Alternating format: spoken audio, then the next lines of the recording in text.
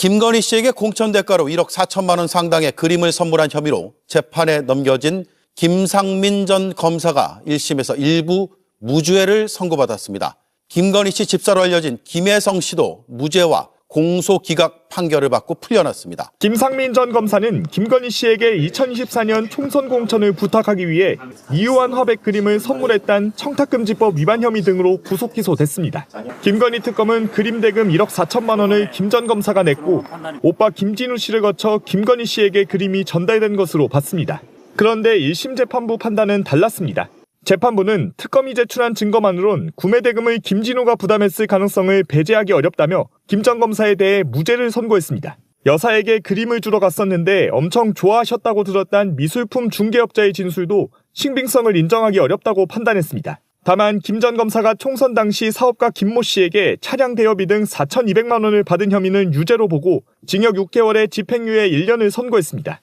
이른바 집사 게이트 당사자로 해외 도피 의혹까지 있었던 김혜성 씨도 같은 날 일부 무죄와 공소기각 판결을 받았습니다. 김 씨는 김건희 씨와 친분을 이용해 대기업에게 투자받은 48억 원을 횡령했다는 혐의로 기소됐는데 1심 재판부는 절반가량인 24억 원에 대해선 범죄 증명이 부족하다며 무죄를 선고했습니다. 나머지 횡령액은 김건희 씨와 관련 없는 것으로 보고 특검 수사 대상이 아니라 판단했습니다. 특검은 관련 법리와 증거에 비춰 수긍하기 어렵다며 곧바로 항소 의사를 밝혔습니다. 지난달 양평고속도로와 관련한 국토부 서기관의 뇌물 사건을 비롯해 특검이 김건희 씨와 연결고리를 밝혀내지 못해 공소기각이나 무죄가 선고되는 사례가 잇따르고 있습니다. 아니 원래 이렇게 특검이 기소하면 무죄가 많이 나요?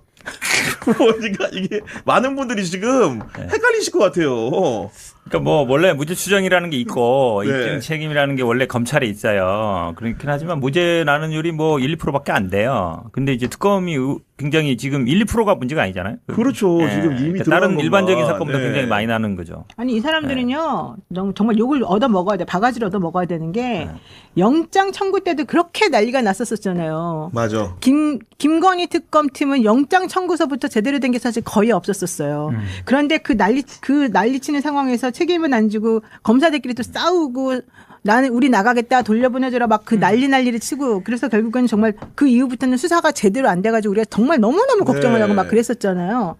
다 지금 공소기각 아니 사실은요 검찰 입장에서는 무죄보다 더 나쁜 게 공소기각이에요. 그렇죠. 이건 아예 애당초 기소를 할 수 없다 이거잖아요. 지금 판사 보기에는. 도대체 어떻게 만들어놨길래 이거를 공소기각을 해놔요. 게다가 공소기각 아니면 무죄, 공소기각 아니면 무죄. 이번에 나오는 게 다 지금 그렇지 않습니까? 야. 이게 있을 수 있는 일인가요?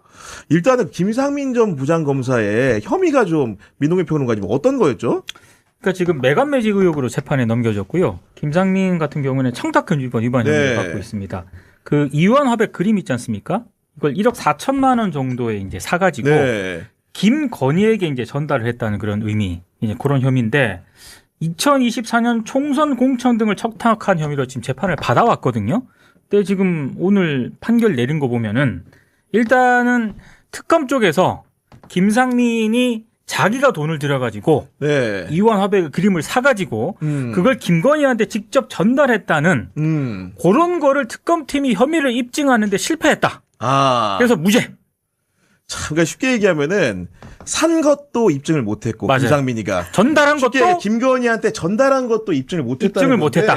아, 들을 때 정말 화딱지가 나는 게 어떻게 수사를 하면 이런 판사한테 이런 판단을 받습니까? 아니 근데 그 상거를 인정하지 않았었었나요 그 당시에? 그렇죠. 상거는 됐고 네. 전달한 것만 지금 네. 입증이 안 됐다고 네. 아마 무죄 받은 아니 것 근데 같아요. 법정에서 저희가 김상민 전 부장검사의 재판을 기자들이 일일이 따라다니면서 선고 과정까지 생중계를 하지 않다 보니까 그 안에 법정에 와서 김상민이 했던 진술이 뭔지는 모르겠는데 오늘 판사가 낭독한 판결문의 내용에 따르면은 김상민의 입장은 그 구매 대금도 내가 부담한 게 아니고 그리고 실제로 김건희에게 직접 전달한 게 없다라는 주장인 거예요. 그래서 네. 그때 상권을 인정을 했다는 것도 지금 오늘 법원 판단은요. 김상민이 직접 자기가 자기 비용 자기 돈을 들여가지고 샀다. 예. 그 샀다는 거를 특검팀에서 입증을 못했다라고 오늘 그러니까요. 아니 네. 자기 돈을 들이든 안 들이든 간에 내가 샀다 그러면은 그게 누구에게 무슨 목적으로 왜 샀는지가 지금 다 나와 있는데 그렇죠. 그게 내 돈으로 안 샀으니까 죄가 안 된다고요? 예. 그러니까 제가 볼 때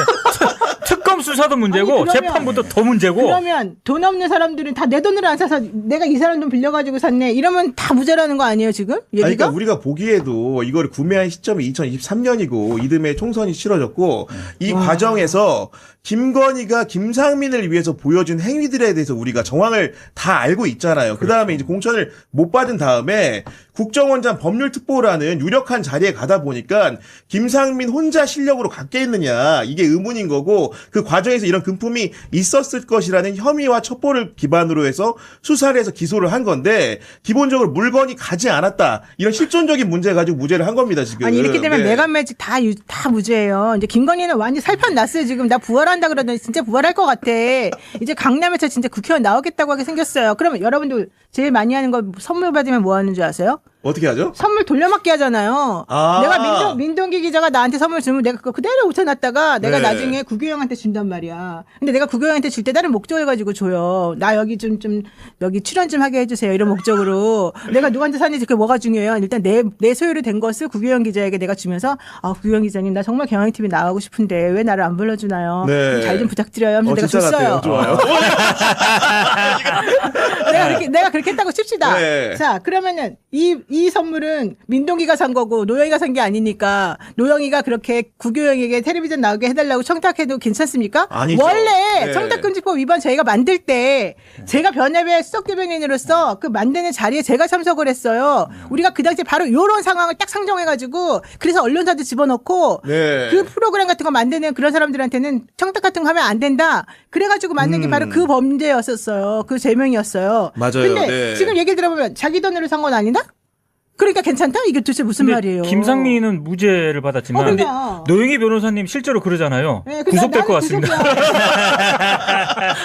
아니 그 다음에 이게 네. 핵심이 그러니까 무슨 결국은 논리인지 보니까 모르겠어요. 그게 김건희 오빠가 운영하는 건설회사 사무실에서 그림이 발견됐거든요. 그렇습니다. 네. 네. 그러니까 이게 결국은 김건희 오빠한테 전달된 거지 김건희한테 전달된 게 아니라는 논리잖아요. 그렇죠. 네. 근데 김건희 오빠한테 왜 주냐고 그림을. 그러니까 지금 그게 너무 형식 논리인 거지 이게 한마디로. 오늘 얘기하면. 판사가 이제 상정한 건 이거예요. 기본적으로 김건희한테 간 게 중요한 거다. 그렇지. 범죄 증명이 되기 위해서는 그렇지. 지금 그걸 입증을 해야 되는 상황인데 네. 상황적 맥락은 김진우의 사무실에서 나온 거는 기본적으로 이제 세 가지 가정을 해볼 수가 있다. 하나는 네. 김진우한테 전달을 했는데 김진우가 그 잡힐 때까지 계속 가지고 있었을 가능성 하나.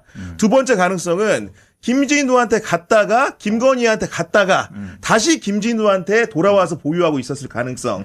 세 번째는 불상의 경로로 김건희한테 갔다가 김진우한테 온 경우인 건데 기본적으로 김건희한테 들렀다 왔다라거나 김건희한테 갔다 왔다는 사실을 특검이 어느 증거로도 증명을 못했기 때문에 피고인의 이익이 귀속되는 방식으로 판단했다라는 게 판사의 설명입니다 지금. 아니, 그러니까 그게 이해가 네. 되냐고요, 그게. 그것이 말이 되는 소리냐고요, 현실적으로. 예컨대, 제가 김건희하고 김진우라는 사람이 남남이고, 네. 얼굴 한번 본 적이 없는 사람이라 그러면 제가 그 말을 막 믿겠어요.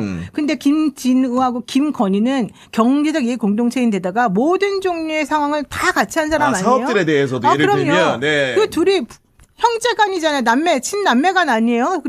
그리고 실질적으로 거의 손 발처럼 자기 오빠가 또 뛰어 돌아다녔던 것이고 그 오빠가 이 여자분이 영부인이 되면서부터는 자기 고등학교 선후배든 뭐 누구든지 간에 막 다 돌아다니면서 자기가 이렇게 마치 정말로 호랑이 없는 동네에서 여우가 왕되듯이 그렇게 하고 돌아다녔다는 얘기가 엄청나게 많았었는데 그러면 왜 그러면 김진우에게 줍니까? 김진우한테 주는 거나 김건희한테 주는 거나 다 같은 거라고 생각해서 주는 거고 실제 김건희한테 전달이 되지 않았다 하더라도 이거 내가 가질 테니까 너 잘 알아서 해라. 이러면 어떻게 되는 거예요? 네. 자기네들끼리? 그건 모르는 거잖아요. 왜 김건희한테 줬는지도 설명이 정말 아무것도 안 되는 거 아니에요?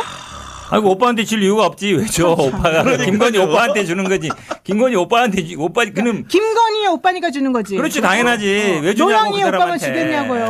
노영이 오빠만 안 주지. 왜 왜 안 줘? 주지? 아무 권한이 없는데. 힘도 형근택이 없고. 나한테 잘 보고 싶어. 그러면은 나나 내 가족이나 이런 사람한테 주는 거지. 민동이한테 줄 일이 없는 거잖아요. 혹은 이럴 수 있어. 민동이한테 주면서 노영이한테 전달해라. 근데 여기서 배달 사고 났어. 그럼 그거는 민동이가 중간에 나쁜 마음 네. 먹고 안 줬으니까 노영이는 나 모르는 일이야. 이렇게 할 수도 있겠다고 쳐요. 하지만 내 형제에게 줬는데 그렇지. 그리고 뻔히 그 일이 지금 한두 번 벌어진 게 아닌데 매간매직이라는 게 얼마나 중요한 건데 아니 상식이라고 하는 게 도대체 이 동네는 없는 건가요? 아니 그러니까 이런 판사의 설명을 듣다 보면 어떤 생각이 드냐면은 원래 판사들은 현실 예를 현실 상황들 금품이 요구한 현실 상황에 대한 이해를 해가지고 뭔가 판결로 이끌어내는 사람이 아니고 마치 진공 상태에서 논리학 교과서를 쓰는 사람인가라는 생각이 드는데 실제로 이런 논리학 교과서 같은 판결이 자주 나옵니까? 어떤 겁니까? 아니, 이게? 논리학이 아니죠. 이거는 상식의 영이죠. 논리가 네. 되려면 뭐 상식 안에서 움직여야지. 논리가 뭐 상식 밖에서 움직여야. 네, 방금 그러니까, 얘기했잖아요. 오빠니까 좋지 뭐 그냥 주겠냐고 왜 주냐고 그림을. 야, 정말로 김혜성도 비슷해요. 네. 김혜성도 비슷한 논증이다. 네. 네, 예를 들면 이를테면 김혜성이 IMS 모빌리티 설립을 하지 않습니까? 근데 이 IMS 모빌리티 김혜성이 누구라고 지금 뭐 카카오 모빌리티라든가 HS 효성 이런 대기업들이 184억을 왜 투자를 합니까? 그러니까. 아니, 다 그렇죠. 김혜성 네. 뒤에 있는 김건희를 보고 투자해. 그래가지고 특검이 지금 재판에 넘긴 건데 이것도 지금 김건희와의 관련성이 구체적으로 입증되기 어렵다. 무죄. 아니 그리고 기본적으로 이제 그 당시에 공소기각 아니에요 오늘? 김혜성 관련한 거는? 일부는 그거는 무죄. 이제 네. 횡령한 거 있잖아요. 김혜성이 횡령한 것 중에 일부는 무죄. 네. 나머지 횡령한 금액은 공소기각. 이건 특검 수사 대상도 안 돼. 이렇게 판단을 했더라고요. 그러니까 다시 이제 김상민의 문제로 넘어와 보면은 그 이후한 화백의 그림을 구매했을 때 돈의 원천이 무엇인가 이걸 뭐 특검이 아마 수사해서 내놨을 거잖아요. 당시에 그런 거래 상황들을 보면서 그 판사의 판단은 그 쉽게 얘기해서 그 김상민이 아닌 김진우가 그림 구매 비용을 부담했을 가능성을 쉽게 피고인의 주장대로 합리적 의심의 여지 없이 배제할 정도 증명하지 못했다라는 취지의 주장인 건데 쉽게 얘기해서 그 금원 자체도 김상민이 아닌 김진우 씨도 있다 이런 식의 이제 판결을 한 것 같은데 제가 이제 현장에서 들었던 기자들한테 물어보니까 그 부연 설명 이렇다고 합니다. 그 피고인 당시 김상민 같은 경우에는 그림을 구매한 시점 전후에 주거래 계좌의 잔고가 그 마이너스 한도가 굉장히 높았나 봐요. 그러니까 수억에 이를 만큼 높았고 기본적으로 그리고 거래 내역에서 인출의 흔적이 보이지가 않는다. 그리고 이제 피고인 자체가 공직자 재산신고 의무가 있는 검사이기 때문에 그 제3자 지원 없는 한 구매 대금을 현금으로 마련할 여력이 없는 상태였던 것으로 보인다. 이런 식으로 해놓은 다음에 반면에 피고인의 주장대로 김진우가 돈을 냈다고 하는 상황을 해설을 한 건데 판사가 봤을 때는 김진우는 요양병원을 하면서 건설업도 하고 여러 가지로 현금 마련하는 데 익숙한 사람이다. 이렇게 얘기를 하는 것이고 여기서 포인트가 되게 웃긴 건데 압수물 가운데 5만 원권 현금 1억 2,770만 원이 포함되는 등 평상시 많은 현금의 보유 관리가 인정되는 점을 들어가지고 김진호 같은 경우에는 본인이 자력으로 그림 살 돈을 댈 수 있는 사람이었다는 얘기를 하면서 김상민이가 그런 금원을 홀로 마련할 수 없었던 것으로 보인다. 그렇기 때문에 김상민의 주장대로 그 쉽게 얘기하면 김진우란 사람, 김건희의 오빠가 자금을 냈을 수 있다. 이런 식으로 설명한 거예요, 판사가. 그거는 네. 이 그림 업계를 너무 모르는 얘기예요. 네. 그림 갤러리 업계는요 10억도 현금으로 사요. 10억도. 아. 1, 2억은 그 이쪽의 업계에서는 큰 돈이 아니에요. 네. 대부분 현금으로 하거든요. 네. 누가 그 저기 계좌로 찾아서 사요. 현금 보관하기 때문에 현금으로 사지. 그림끼리 바꾸기도 하고. 그러니까요. 네. 네. 아니 아무튼 간에 저희는 이해가 안 돼요. 사실은 뭔가 이제 김진우의 행적이라든가 우리가 김건희의 행적을 뭔가 일대기적으로 이해하고 있는 사람이라고 한다면은 이런 식의 금품 관계라든가 심지어는 금원의 출처로 김진우를 주장하는 게 얼마나 허황된 것인가라는 생각을 하는데 판사는 어쨌든 간 논리적으로 봤을 때는 김상민의 주장도 사실은 합리적인 부분이 있다라는 식의 판단을 했으니까 이제 무죄를 내린 것 이게 같은데. 아시다시피 예를 들어서 뭐 김건희가 공무원 아니니까 만약에 뭐 예를 들어 이게 윤석열하고 만약에 같은 주머니다 경제 공동체였으면 이게 뇌물이 돼야 되는 거거든요. 그렇죠. 근데 네. 이제 여기 공무원이 아니라는 이유로 일단 뇌물을 파져서 청탁금지법으로 온 건데 준 사람이 이제 뇌물 공여가 아니라 청탁금지법으로 한 거잖아요.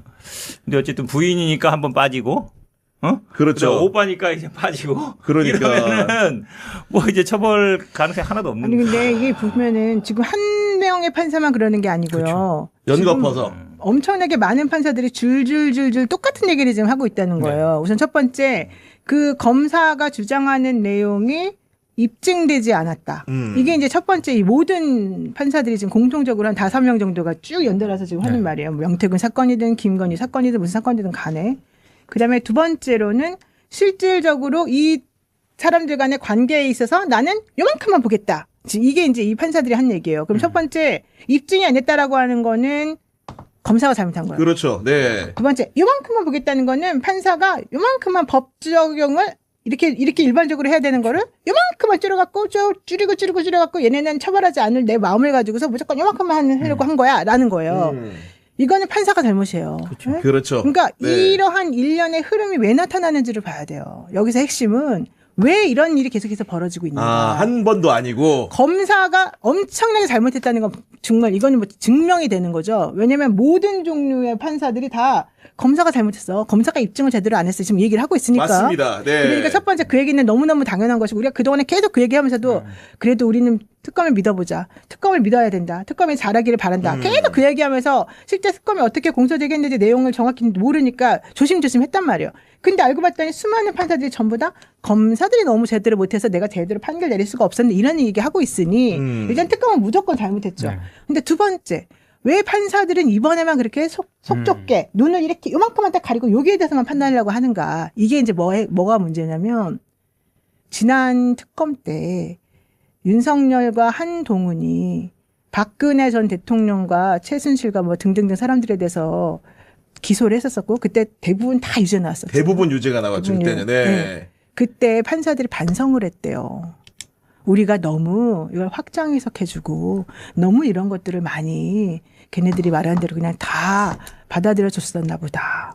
그때의 교훈이다. 그때 그렇게 생각을 했었대요. 그때 판사들이. 그래서 우리가 너무 이 정권의 앞잡이처럼 그때 이제 문재인 정권 때 이제 그때 판결이 나오고 직권남용으로 싹 다 기소하면 유죄 때려주고 하니까. 직권남용의 범위도 너무 맞아, 넓혀놨고 그랬잖아요. 네. 이게 될까 하는 것들을 전부 다 그러 우리가 다 해줬더니 이런 일이 벌어졌네. 그런데 그 이후에 이 정권이 우리한테 하는 짓을 보소. 다시 양성태 코트를 조지고 예를 들면 네. 하는 짓을 보소. 뭘 지금 해주고 있나? 그다음에 김명수 대법원장을 만들어 놓고서 어떻게 하고 있나? 우리를 완전히 바보 만들었네.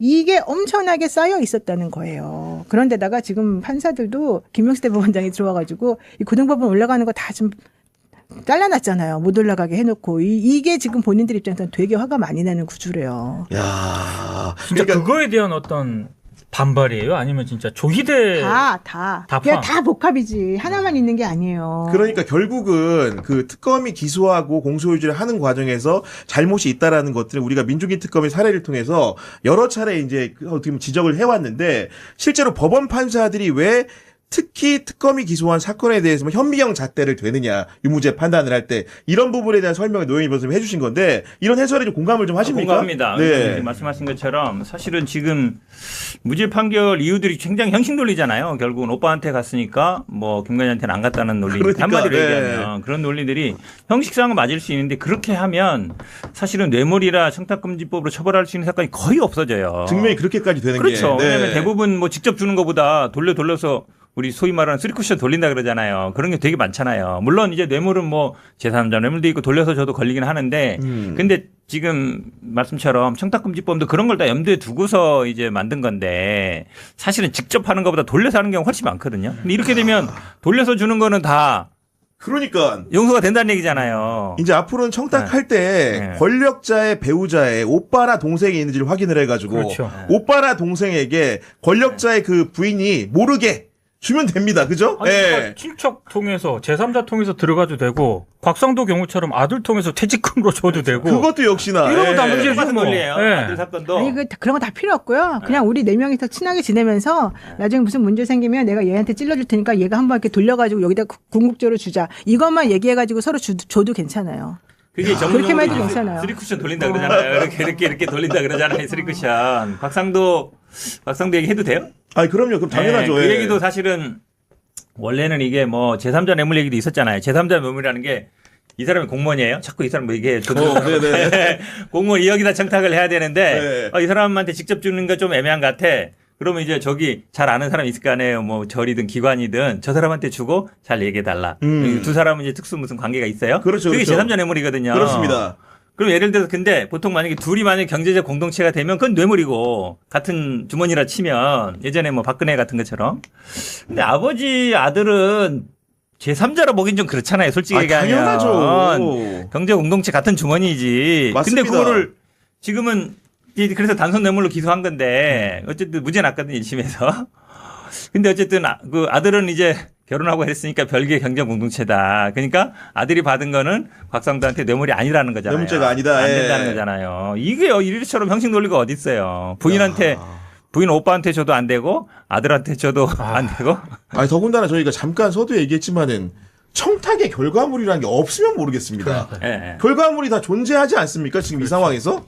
그럼에도 불구하고 무죄를 쓴다는 것은 약간 좀 이렇게 어불성설이라는 생각이 들고 그 판결문에 유죄를 쓴 부분에 비춰보더라도 무죄라는 게 의심을 할 만하게 충분하다고 생각하는 게 김상민이라는 사람이 그렇게 공직을 오래 한 사람인데 총선 출마하면서 사업가한테 촬영 대여비, 보험금 이런 거 받은 건 불법 기부받은 부분에 대해서는 판사가 또 유죄를 선고한 거 아닙니까? 그 범죄라는 게. 그다음에 촬영되었는데 당연히 돈 들고요. 네. 그리고 보험금 명목으로 4,200만 원을 기부받았거든요.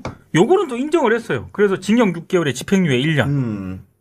그 이제 정치자금법. 요거는 그러니까요. 정치자금법 위반이죠. 예. 그 피고인의 그런 성행이라는 게 그 하나의 판결문 안에서도 뭔가 좀 전혀 달라요. 일관되지가 않은 거 아니에요? 그러면은?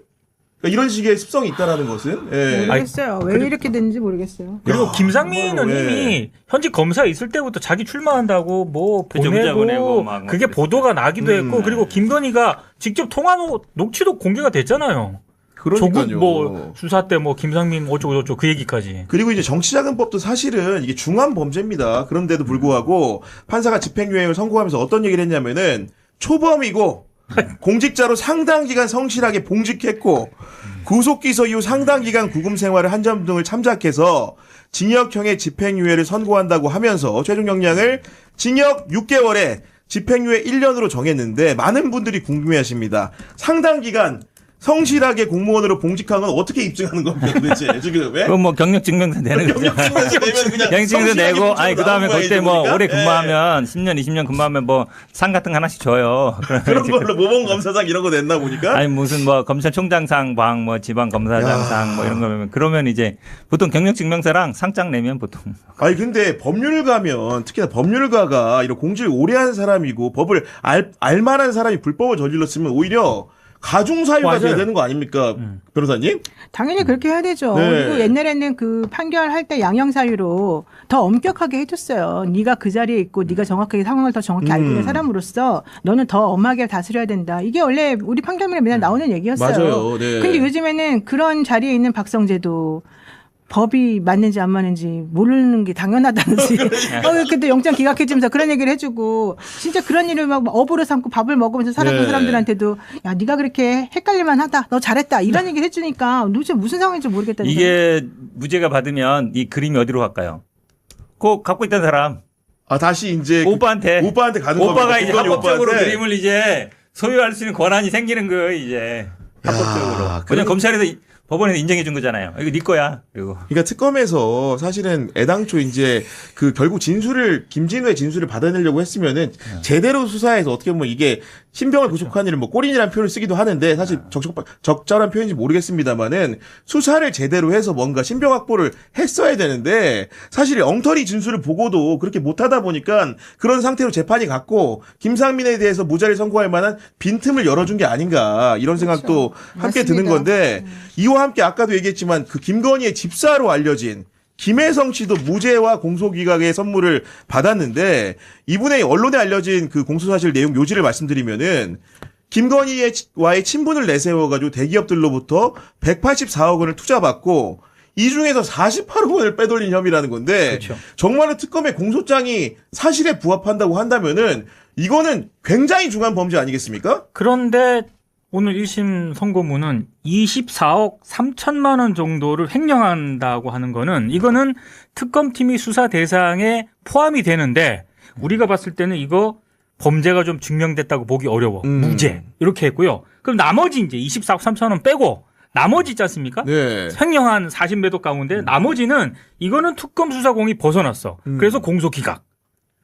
야, 그러니까 개인 횡령인데도 맞아요. 사실 쉽게 사건과 그 김건희 특검 관계성이 없는 개인 횡령이기 때문에 특검 수사 대상이 아니다. 그런 논리로 법 논리로 쉽게 얘기해서 공소기각을 맞습니다. 했다는 말씀이신 거죠. 예. 이게 특검이 앞으로 그럼 기소한 사건이 쉽게 얘기하면 관련 사건으로 지금 수사 대상이냐 아니냐 논란이 네. 되는 사건에 영향을 미칠 수가 있어요. 왜냐하면 지난번에 김건희 통일교 넘어갔을 때에도 그 얘기 나왔잖아요. 이게 관련성이 있냐 없냐 나왔잖아요. 똑같은 거거든요. 관련 사건 관련성인데 이게 만약에 별건 수사다 한마디로 얘기하면 김건희 그거랑 관련이 없다. 개인적인 비리다 이런 거거든요. 이렇게 되면 이제 특검이 기소하는 게 이제 판판이 이제 공소기각 날 가능성이 많아져요. 오랜만에 뵙겠습니다. 우리나라는 헌법 제110조에 근거해서 특별법원으로 군사법원을 두고 있습니다. 군은 국가방위를 위해 통수권자로부터 합법적으로 무력을 행사할 수 있도록 위임받은 집단이기 때문입니다. 따라서 무력을 행사함에 있어서는 엄격한 위계질서와 규율이 요구됩니다. 동의하시죠? 네. 위기시 군인이 명령을 따르지 않는다면 존재 자체의 의미가 없습니다. 따라서 군이 명령에 복종하지 않으면 최소 3년 이하의 징역으로부터 사형까지 처벌을 받게 되어 있습니다. 이 또한 알고 계시죠? 헌법이 국가의 최대 명령이라는 것도 알고 계시고 질문하시는 거라고 생각합니다. 네, 알고 있습니다. 적의 침투 도발이나 그에 상응하는 위협이 발생해서 통합방위 사태가 선포되면 PPT에서 보시는 것처럼 국무총리는 중앙통합방위협의회 의장이 됩니다. 알고 계시죠? 네, 그 적의 침투나 이런 경우에 지난 12.3 개헌 같은 경우는 전혀 포함되지 않기 때문에 그런 경우에 군을 동원하거나 또는 거기에 가담하는 경우는 굉장히 정신 나간 경우라고 생각합니다. 그걸 얘기하는 건 아니고 법을 얘기하는 겁니다. 네, 그것을 질문하실 가능성이 네. 높아서 예. 통합 방위 사태가 발령되면 국가 중요 시설마다 그 시설을 방어하도록 사전에 지정된 부대가 출동한다는 것을 알고 계시는가에 대한 질문입니다. 네, 헌법이 군이 지켜야 할 국가의 최대 명령이라는 것을 알고 계신다는 전제하에서 답하겠습니다. 당연히 알고 있습니다. 24년 12월 3일 비상계엄 당시로 한번 돌아가 보겠습니다. 당시 출동부대의 사령관급 이상 지휘관은 알고 있었지만 그 외에 출동한 대부분의 군인들은 비상계엄의 발령 이유를 명확하게 인지하지 못하고 위기 상황이 발생했을 것이라는 가정하에 명령을 받고 출동했습니다. 그때 국회에 출동했던 병력도 평시 불순문자에 의한 테러 발생 등에 대비해서 늘 훈련하고 출동 준비를 했던 대로 국가 중요 시설을 확보하는 목적이었을 것이라고 짐작하고 있습니다. 여기서 확보는 파괴나 방해로부터 이를 방어하고 탈취당하지 않도록 보호하는 전술적 과업입니다. 그날도 국회에 출동한 군인들은 이 목적을 위해서 출동한 것입니다. 그래서 대한민국의 최정예 특수부대가 힘이 없어서 시민들께 저항하지 않고 몸싸움을 회피한 것이 아닙니다. 우리 군은 국민을 향해 총부리를 겨누지 않았습니다. 단지 명령에 따라 출동했을 뿐입니다. 총님 어떻게 생각하십니까? 명령에 따라 출동했지만 그때 평장병들조차도 사실상 국가 비상사태에 준하는 상황이 있지 않았다는 것, 그리고 그 당시 현장에서의 상황에 대한 상식적 판단에 기초해서 사실상 군이 그 계엄에 복무하려는 사령관들이 내렸던 그런 명령에 응하지 않거나 또는 소극적으로 임한 매우 장한 행동을 했던 것을 기억하실 것입니다. 사단급 이하 제대는 법무참모가 없어서 당시 상황이 위법적인지 잘 모릅니다. 이렇게 이유도 모르고 명령을 받고 출동했다는 이유로 현재까지 중징계를 받은 인원이 대령급 이상 21명, 보직대기 인원이 52명입니다. 여전히 많은 장병들이 수사와 조사를 받고 있습니다. 이렇게 실제 정확한 내용도 모르고 명령받은 군인들의 싸우려는 의지를 꺾어서 무엇을 얻으려는 겁니까, 총리님? 그런 질문을 하시기 전에 제가 국방위에서 지금까지 쭉 보아온 의원님께서 한 번이라도 계엄과 내란에 대해서 진지하게 잘못됐다라고 말씀하신 적이 있는지 먼저 확인하고 싶고, 그런 것이 아닌 상태에서 지금 군 문제에 대해서 저런 내용을 모르고 응했다, 그것에 대해서 수사하는 것이 옳으냐라는 질문은 대단히 무의미한 질문이라고 봅니다. 자, 저는 비상계엄에 대해서 옳지 않다고 발언했고요. 내란이라는 것은 아직 사법적 판단하에 있다는 말을 했습니다. 다음 질문하겠습니다. 그럼에도 불구하고 시간이 국관되게 없으니 계엄을 다음 질문 들어주십시오. 지지하는 언행을 하신 걸로 자, 알고 본 있습니다. 의원은 사전에 계엄을 인지하고 출동 명령을 내렸던 고위 장성급 지휘관을 대변하고자 하지 않습니다. 오직 상관의 명령을 준엄하게 받아들이고 그 명령을 따랐던 순수한 군인들한테 책임을 묻는 게 적절치 않다는 관점입니다. 네, 완벽하게 순수하거나 또는 어떤 상황에서 불가항력적인 경우에 대해서 저희들이 징계하거나 또는 문제 삼고 있지 않습니다. 자, 그렇지만 명령이 하달되면 목숨 걸고 나라를 지키는 마음으로 출동했던 군인들한테 국민에게 총을 겨눴다. 그러면서 지속적으로 TF와 수사와 조사를 해서 군이 지금 싸우는 데 집중하지 못하도록 하고 있습니다. 군인들이 더 이상 자신의 군복을 자랑스럽지 못하게 생각하고 있습니다. 이 부분에 대해서 총리로서 책임감 못 느끼십니까? 그런 상황에 대해서 의회에서 일관되게 문제 제기를 안 하신 데 대한 책임을 못 느끼십니까? 제가 질문하고 있습니다. 제 질문에 답변해 주십시오. 자, 25년 말 기준으로 급식 피복비, 전투 예비 탄약, 무기 획득비 등 국방비 1조 3천억 원이 미지급 사태가 발생했습니다. 25년도 기준 국가 예산 673조, 경제력 순위 14위, 군사력 5위인 대한민국이 국방비를 제때 지급하지 못할 정도로 가난합니까, 총리? 잘못됐다고 봅니다. 그죠. 정부는 지난해 2차 추경을 통해 민생회복 소비 쿠폰 12조 1천억 원 현금을 살포하고요. 미래 세대에게 빚을 전가하는 적자국채 21조를 발행했습니다. 당시 기재부는 국고 부족을 알았어요. 그래서 5조 원을 차입하면서 여기에 국방비 1조 3천억 원 포함시키지 않았습니다. 고의입니까 실수입니까? 지금 말씀하신 것과 국방비 미지급 문제는 전혀 연동되는 사안이 아니라고 보고 연동되는 것입니다. 확인한 바로는. 9일 다 해결되었습니다. 자, 그래. 만약에 이게 고의면 재정적 기술적 문제에 대한 문제를 고의면 이게 고의면 국방력을 약화시키려는 의도일 것이고 실수라면은 국가안보를 소홀히 하는 이 정부를 대변하는 것이라고 생각하는데 그건 어떻게 생각하십니까? 지금 이 정부에 대해서 국가안보를 소홀히 했다라고 말씀하시는 것에 대해서 전혀 동의하기 어렵습니다. 그렇지 않습니까? 대통령은 자주 국방 실현을 앞당기겠다. 국방을 외부에 의존하는 것은 자존심의 문제라고 언급했습니다. 국가안보는 이렇게 말로 하는 게 아닙니다. 싸우는 능력을 갖추는 겁니다. 이를 위해서는 국방 예산의 편성의 집행 이런 것들에 대해서도 명확히 해줘야 되는데 이렇게 국방 예산 집행하지 않고 무책임한 재정 운영한 거에 대해서 총리로서 사과와 재발 방지 대책을 어떻게 하실 겁니까? 이미 그 부분에 대해서 국방부에서 개선했습니다. 국방부가 아니고 총리가 책임져야 되는 거 아닙니까? 아닙니다. 이상입니다. 들어가십시오.